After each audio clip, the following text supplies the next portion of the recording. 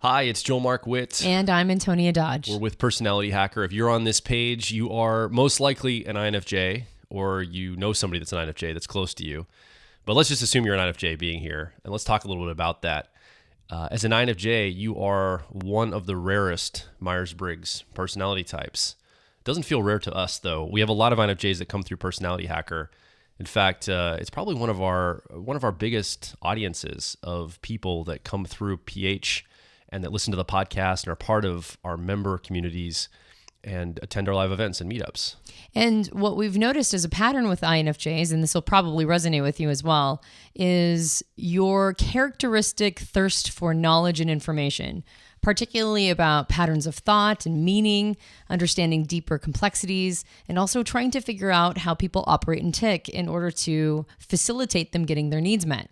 So there's a lot of really great things that come along with being an INFJ, but there's also some challenges. One of the bigger challenges that INFJs have reported to us is that they tend to unconsciously absorb the emotions of the people around them. And what that means is if anybody shows up with some what feels like icky juju, you end up feeling it yourself, even if that wasn't how you were feeling before you ran into that energy. So INFJs tend to be very sensitive to the energies that people are projecting around them. And they also report, or your personality type reports, that you tend to have one-sided relationships where you feel that you know the other person a lot more than they know you.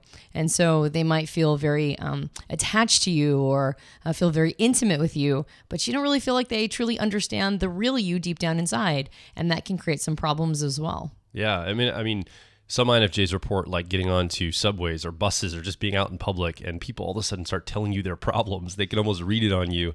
That you'll be open and receptive, but also, both of our moms are INFJs, and this can be challenging because it can really hit you at a deep emotional level. And now you're walking through the world, absorbing the emotions of those around you, and it's painful and it's difficult. And sometimes it's hard to get through the day. A lot of INFJs report this. So one of the things we've done here at Personality Hacker through coaching, through our live events, through our workshops and online courses, we've worked with people like you, not just INFJs, but other types, but particularly, we're talking about INFJs here.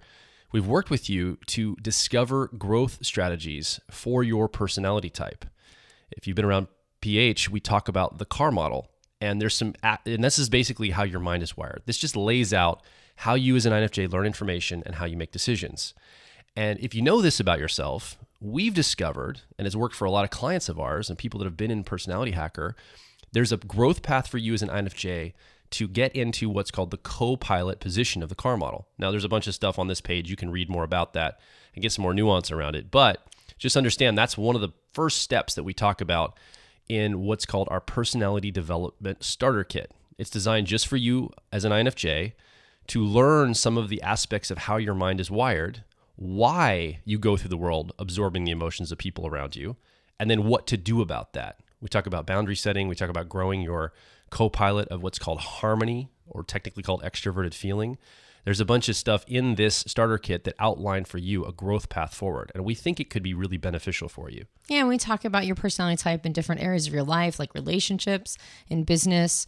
And we also address one of the biggest challenges INFJs can have, which is when they feel overwhelmed by the energies around them, they have a tendency, or your type has a tendency to go to a colder analytical place, which might give you a little bit of refuge for a time, but doesn't really feel like your best self.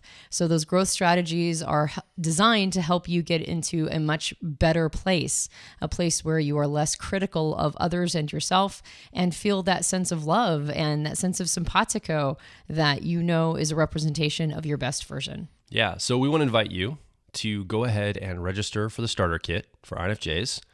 Try it out. There's a 30-day money-back guarantee, so there's no risk to you. That sounds super salesy, right? Like, no risk to you.